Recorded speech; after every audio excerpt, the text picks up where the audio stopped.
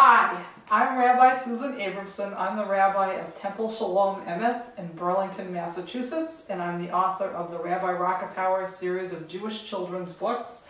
And the recipe I'm going to make for you today in the Rabbi's Kitchen is our High Holy Day Challah recipe, and it's in my Rabbi Rockapower and Who Hogged the Challah a Shabbat Shebang.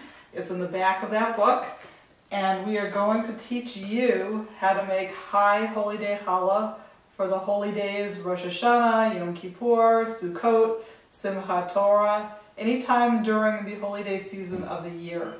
And the difference between a High Holy Day Challah and a regular challah that we use the rest of the years is that for the holy days we make the challah in a circle, and it almost looks like a beehive. And that's to symbolize the fact that the year is like a circle, and every year on Rosh Hashanah we come back to the very top of the circle, the Rosh, the head of the year, and it's symbolic of the circle of life and from generation to generation and the continuity of the Jewish people. And the other difference between that and a regular Shabbat challah, which as you know is braided and in a rectangular shape, is that this challah is sweeter than usual because it's symbolic of the fact that we want everybody to have a healthy, happy, but mostly sweet New Year.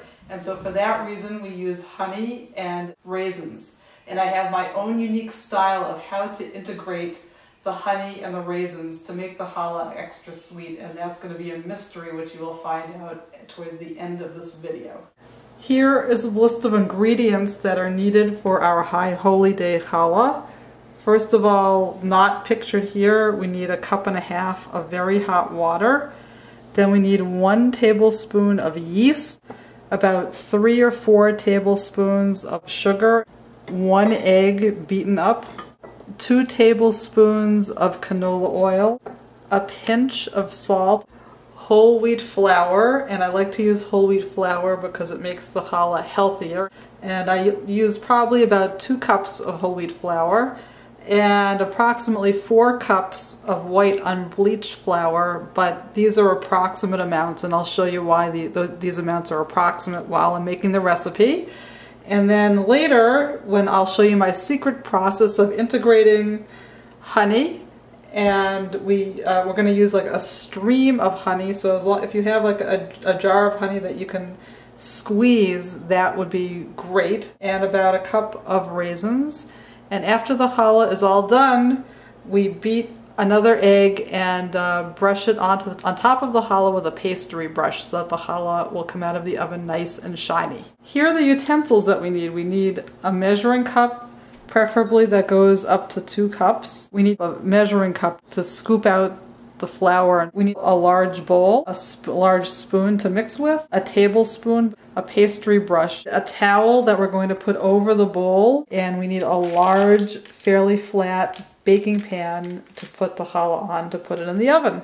Step number 1 is putting the yeast in the bowl, 1 tablespoon of yeast, and then taking 1 tablespoon of sugar, so they're equal amounts of sugar and yeast. Now we're going to take 1.5 cups of very, very hot water, and then we're going to dump it. And now I'm going to quickly stir the yeast and sugar mixture. Okay, as you can see, the yeast is about to explode onto the surface of the mixture. You can see a lot of white bubbles appearing on the surface. And once it is done foaming, then it's ready for us to go on to the next step to put in the rest of the ingredients. And now we are going to add the next 4 ingredients, and all we need to put it in is the same cup that we put the hot water in. So first we're going to add 3 tablespoons of sugar, 2 tablespoons of canola oil, 1 beaten egg, and 1 pinch of salt. Now we're going to stir it all together, and then we are going to add it to the yeast and sugar mixture. And now we're going to stir this all up. Now we're going to add the whole wheat and the unbleached flour.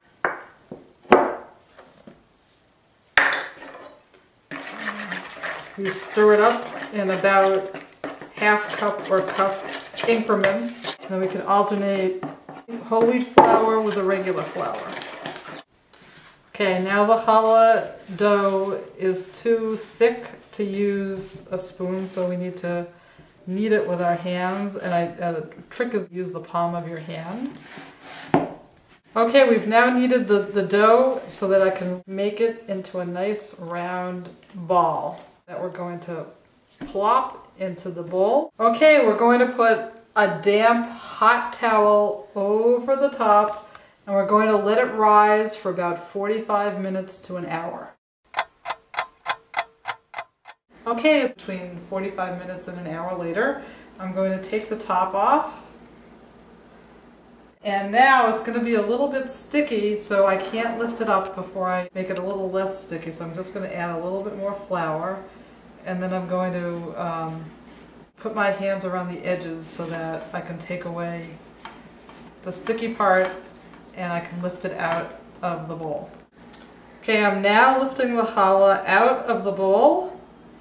And unlike a Shabbat challah, where I would divide this into 3 different strands, I'm going to keep it as one huge long strand, and I'm going to elongate it by just doing this.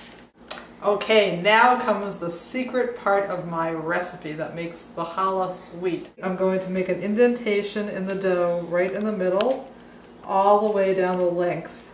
Alright, now that I've made an indentation down the length of the dough, I'm going to put raisins inside the indentations down the length of the dough. And now I'm going to squirt a little line of honey right on top of the raisins. Alright, now that the honey is in there over the raisins, I'm going to squeeze the 2 sides of the dough together.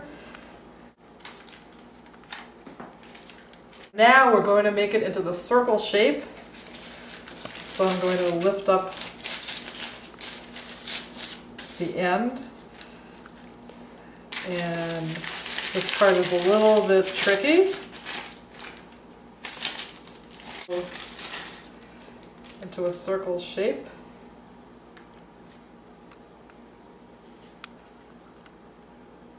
And the trick is so that each layer gets smaller and smaller, so that when you get to the top, you can kind of twist it around, and so it forms a nice round challah shape. Now that the challah is circular and in a beehive shape, I'm going to put the hot wet towel over it, cover it, and let it rise for another about 45 minutes. Alright, it's about 45 minutes later. I am going to stir an egg with a pastry brush, and then I'm going to remove the towel, and we're going to paint it just very, very lightly, paint it with the egg so that it's nice and shiny when it comes out of the oven. Okay, our oven is preheated to 350 degrees. I'm going to take our challah and put it in the middle, wrap the oven, close the door, and set the timer for 20 minutes. Okay, it's time to take it out of the oven. And now we're going to bring it over to our holiday table. And we're going to put a very special challah cover over it. And then we'll say the blessing over the candles, the wine, the kiddush. And then we will remove our challah cover to say the 3rd blessing over the challah, the motzi. Baruch atah Adonai Eloheinu melech haolam. Hamotzi lechem min haaretz. Amen. Now we're going to take a bite out of our challah. Sweet and delicious. Shana Tova from Shalom Boston. Oi, oi, Gott ist größer, hat doch gewünscht, mein Häuser, die mir sind gegeben, Häuser, wir sind gegeben.